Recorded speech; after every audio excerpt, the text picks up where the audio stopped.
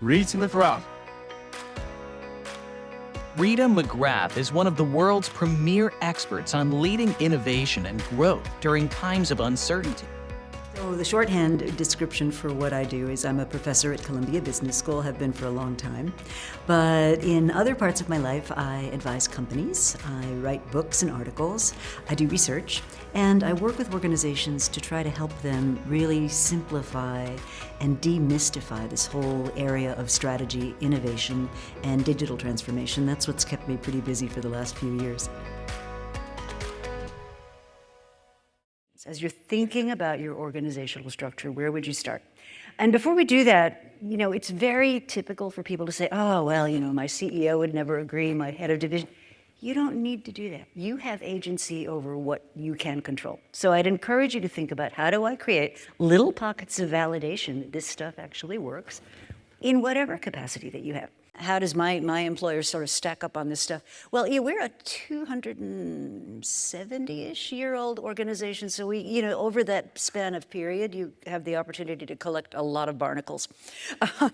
And universities are notoriously both very hierarchical. There's a really hierarchical structure, but they're also really interesting in that they're built for scientific exploration and creativity. So what you'll find is universities have, within that very sort of serious hierarchical structure, you'll have these pods of almost self-organizing cases, divisions, enterprises, grants organizations, research organizations. So it's a fascinating kind of constellation of expertise within a large bureaucracy. So on the one hand, they're incredibly bureaucratic, and this is really, really hard, and change is hard. Change is hard for them.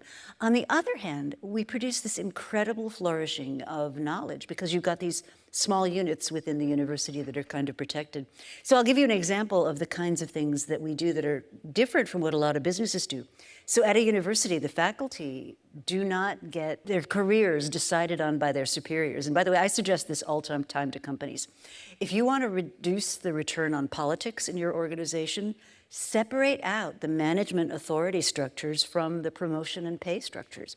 And we actually do that at a university. I don't report to my dean, who doesn't get to decide what I get paid or whether I get promoted. There's a thing called a promotion and tenure committee, and they evaluate you on your work output. So the return on politics to me in a university is like zero. I'll go have coffee with the dean once in a while if he invites me, but there's no kind of political thing there.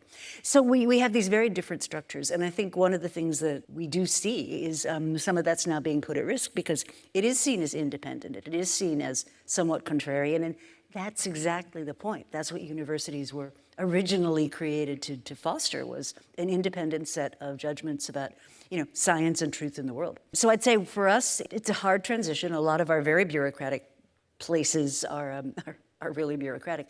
But I'd say the science part, the knowledge generation part, where you would see this sort of permissionless kind of thing, is very much alive and well in pockets